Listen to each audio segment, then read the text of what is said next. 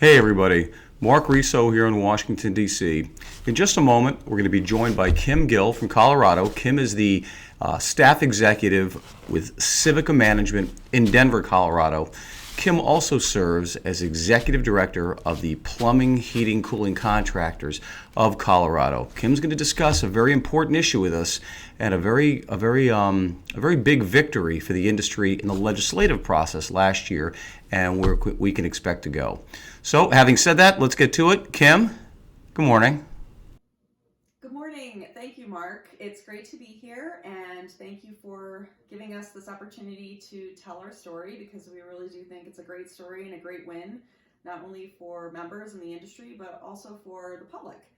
You know, there's a lot of changes happening across the country in states that are running legislation and making changes to loosen regulations, where we feel like here in Colorado, particularly with this legislation, we're pushing forward and trying to keep the profession professional and maintain our high standards. So again, I just appreciate you giving us the chance to talk about this today.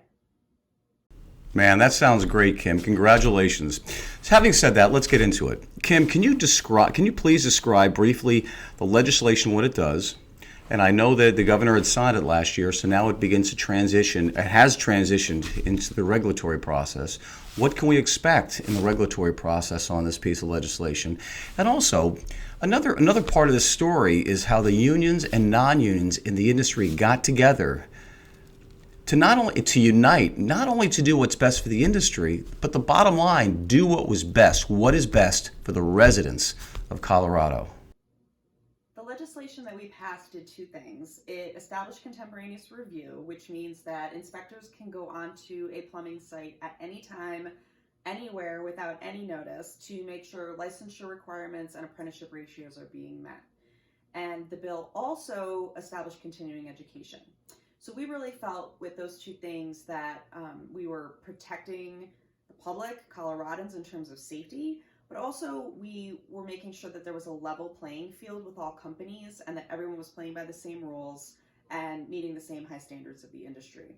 So with that, we now go into the regulatory process, which, while the legislative process it can be long and hard, the regulatory process really gets into the details of what contemporaneous review really means and how it will look, and continuing education requirements, what those will be, what would be accepted in terms of CE credits, and in terms of what providers need to do to provide those CE credits.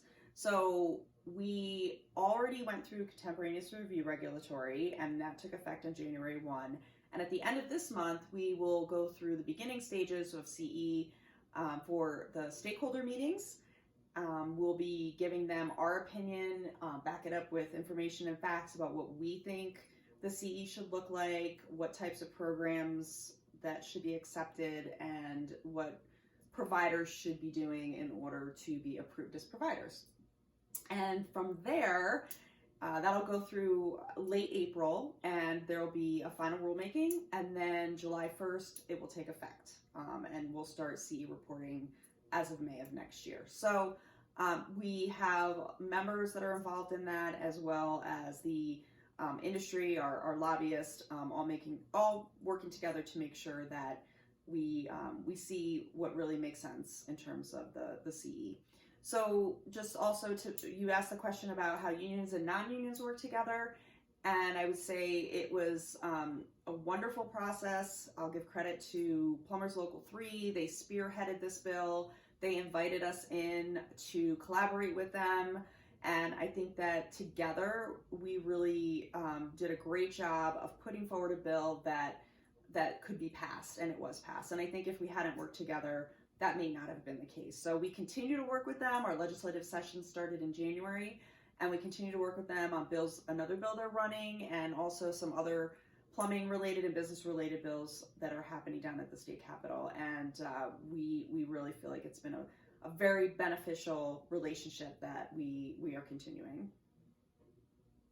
Man, again, that sounds great, Kim. Congratulations. Okay, Kim touches on something that's very, very important. We've been seeing for years and working with different state legislatures to stop a national trend. Legislatures across the country in an attempt to dismantle licensure laws for many different industries, which is very, very dangerous, not only for the industry, but certainly the consumer. So having said that, Kim, the bottom line is the greatest enemy to industry is the lack of education on behalf of lawmakers in terms of the industry and how certain aspects of what they consider in the state legislature not only impacts the industry but impacts consumers. Education is the key. Kim, I know you have a day at the Capitol coming up. Can you just briefly describe what you expect and what you're all doing in Colorado? Yes, we have our Capitol Hill Day on January 27th. We have a group of members who will meet down at the state capitol, and we will do breakfast with some introductions and an issue briefing about the issues of importance that we'll be focusing on and talking about that day. Then we will go to the House floor where we will see that process in progress and follow that with visits with our legislators. So it's very simple. It's about a half a day. And we've done it for several years now. It's been a great opportunity to build relationships with our legislators and to really get the word out to plumbing and HVAC contractors across the state about the good work that we're doing at the Capitol and the impact that we're having for them. So I would highly encourage any association that's involved with the legislative process to do something like this. The members get incredibly excited. Sometimes they seem a little intimidated at first, but then once they go through the process, they really enjoy it. And again, it's a great way to develop relationships at your state capitol and to help have an impact on your legislative efforts. Oh, again, that sounds great, Kim. Congratulations. Kim, I want to thank you for your time today. And I'd like to say that if anybody can do anything for you and support you in your efforts in not just your lobbying day, but in your efforts with regard to the legislation and how it moves through the regulatory process, please reach out. I'm happy to help, and I'm sure a lot of people across the country are happy to help. Kim, thanks so much for your time today.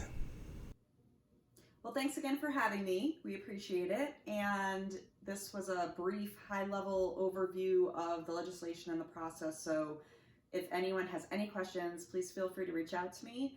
And there is also information on our website at phcccolorado.org. Okay, thanks so much for everything, Kim. Thank you. Folks, it's time to wrap it up.